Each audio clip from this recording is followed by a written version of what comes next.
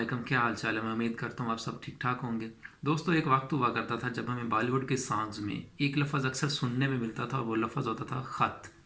जी हाँ, आपने ऐसे बहुत सारे गाने सुन रखे होंगे, लेकिन फिर वक्त बदला और ख़त की जगह ले ली व्हाट्सएप ने एक्स्ट्रा फीचर्स के साथ। और हमने भी ख़त लिखना सीखना छोड़ दिया कि अब इसकी क्या ज़रूरत है। लेकिन दोस्तों, याद रखें कि ख़त भले आज आपके महबूब को आपके कदमों में ला के नहीं डालता, लेकिन आज भी अगर आप एक ख़त अच्छी तरह से लिख देते हैं तो आपके फुल मार्क्स ये आज भी आपकी झोली में डाल देता है। तो ये हमारा आज का लेक्चर इसी हवाले से होगा। इसमें हम सीखेंगे कि किस तरह से हमने एक अच्छा ख़त लिखना होता है। ठीक है, तो चलिए अपना लेक्चर शुरू करते हैं। लेकिन सबसे पहले ये है कि अगर आपने अभी तक मेरे चैनल को सब्सक्राइब नहीं किया तो आप सब दोस्तों से गुजारिश है कि आप इस चैनल को लाजमी सब्सक्राइब कर दें। ठीक है, तो चलिए अपना लेक्चर शुरू करते हैं। जी दोस्तों, हमारे पास जो लेक्चर है आज का वो है लेटर टू फ्रेंड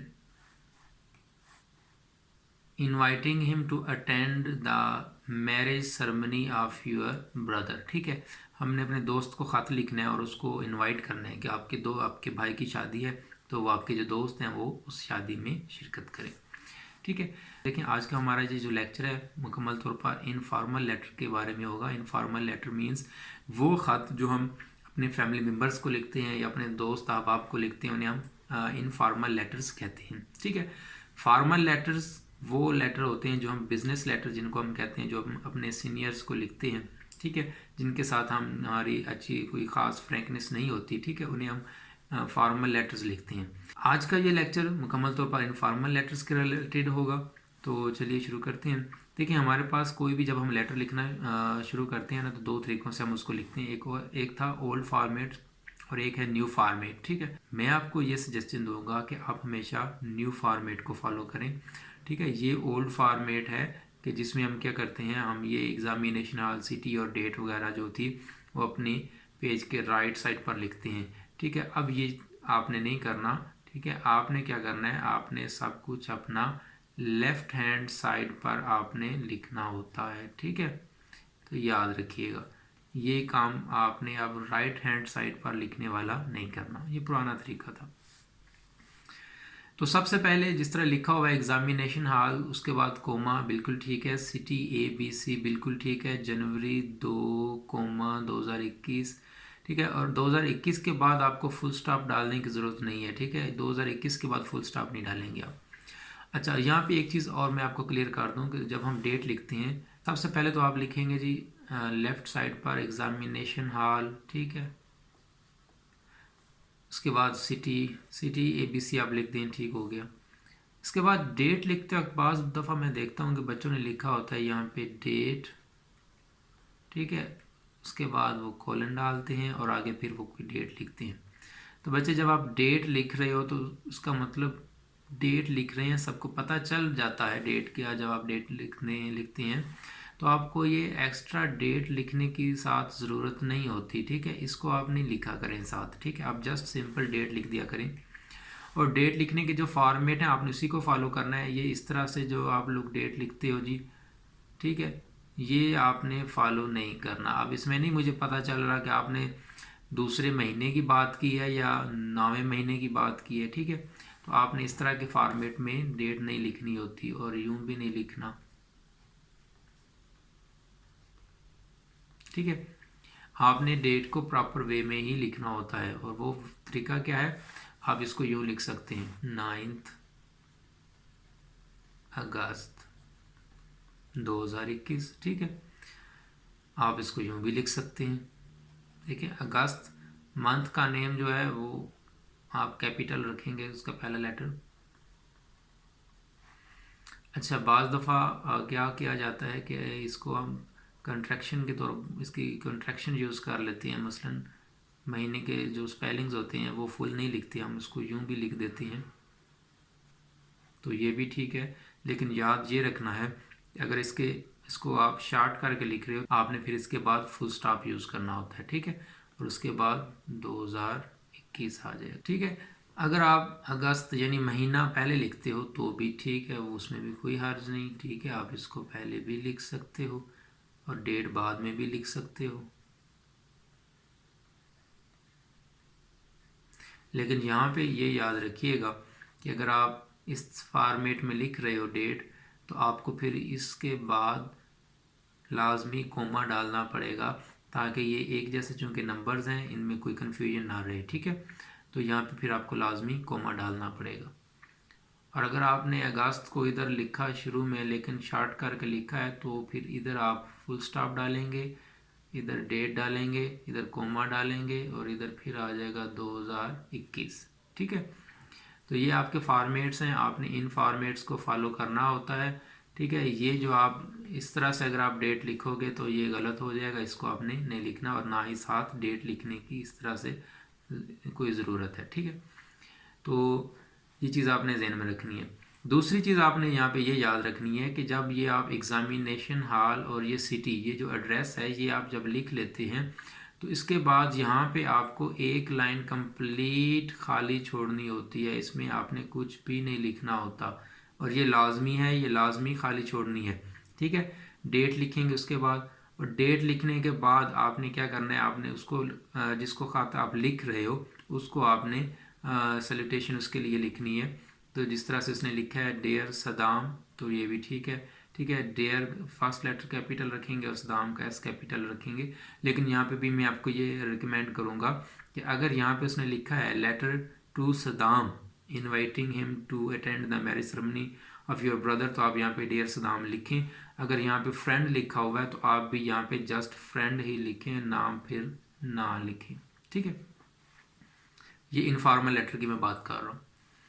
इसके बाद यहाँ पे भी आपने ये जब लिखना है तो आपने याद रखिएगा कि डेट के बाद आपने फिर एक लाइन मुकम्मल ब्लैंक छोड़ देनी है इधर भी, ठीक है। यानी डेट से पहले भी और डेट के बाद भी, ठीक है, एक लाइन खाली छोड़ेंगे। उसके बाद आप लिखेंगे डियर फ्रेंड, ठीक हो गया। इसके बाद कोमा दे दें। अच्छा, अब अगर आपने ये तो दो लफ्ज़ थे, अगर आपने लिखा होता my dear friend, my dear friend अगर आप लिखते, तो माई डियर फ्रेंड अगर आप लिखते तो याद रखिएगा कि उसमें हमने फिर क्या करना था, उसमें आपने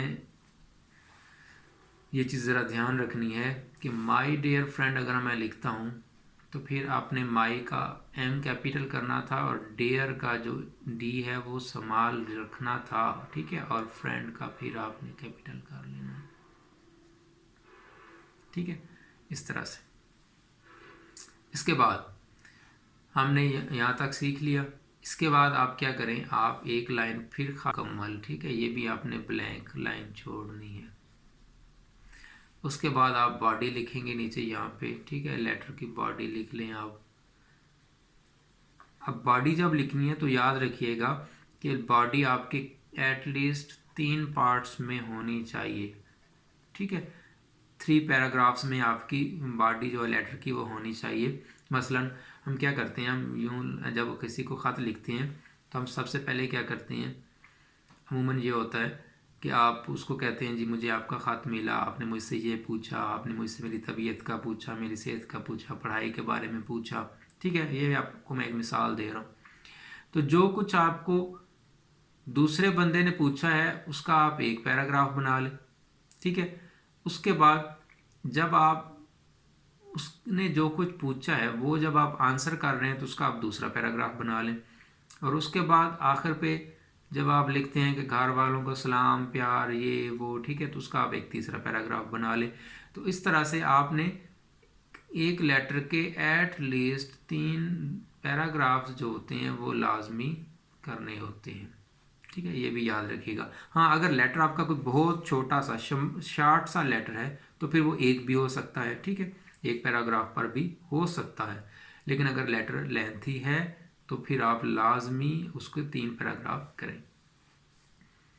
इसके बाद जब आपने ये चीज़ बॉडी लिख ली तो आपने उसके बाद क्या करना है, आपने फिर उसको सब्सक्रिप्शन लिखनी होती है। सब्सक्रिप्शन मीन्स कि आपने आखिर पे अपना नेम वगैरह लिखना होता है, ठीक है।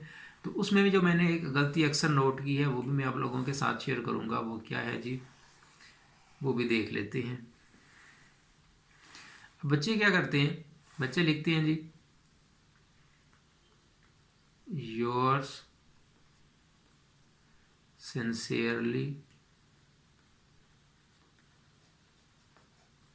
तो बच्चे इस तरह से नहीं लिखना आपने, ठीक है। आपने ये याद रखना है कि अगर आप जो सब्सक्रिप्शन लिख रहे हो, सब्सक्रिप्शन की अगर एंडिंग हो रही है, उसकी एंडिंग अगर हो रही है LY पर, ठीक है, उसकी अगर एंडिंग LY पर हो रही है, तो याद रखें इस साइड पर आपने एपोस्ट्राफी और S का अगर इस्तेमाल किया तो ये आपकी गड़बड़ हो जाएगी, ये काम आपने नहीं करना, ठीक है।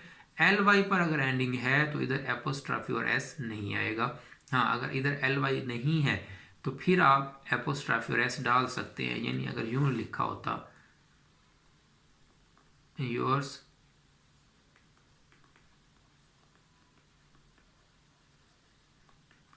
अफेक्शनेट, तो ये ठीक था, इसमें कोई गलती नहीं है, ठीक है। क्योंकि इसके आखिर पे LY नहीं है, अगर LY होगा तो हमने याद ये रखना है कि फिर उसके साथ एपोस्ट्राफी और S नहीं लगता, ठीक है। तो ये चंद गलतियाँ थीं जो हम अमूमन लेटर्स में देखते हैं, तो आप इन सब चीज़ों को बचना है।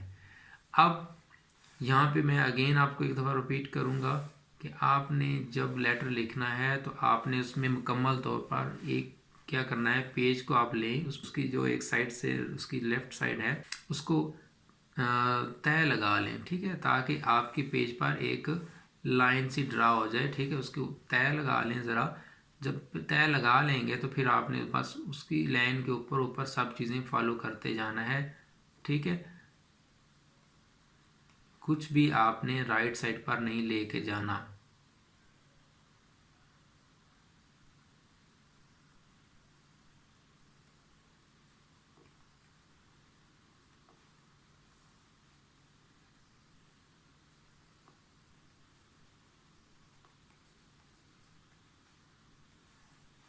ये 3 लाइनें होती हैं जो हमने छोड़नी होती हैं, ठीक है। लेटर में ये 3 लाइनें हैं जो हमने खाली छोड़नी है। उसके बाद आपने इधर बॉडी लिख देनी है। बॉडी के बाद आप क्या करेंगे, आप नीचे सब्सक्रिप्शन लिख देंगे, ठीक है। सब्सक्रिप्शन आपको मैंने बता दी, नीचे आप अगेन XYZ लिख सकते हैं, ठीक है। तो इस तरह से आपने लेटर लिखना है।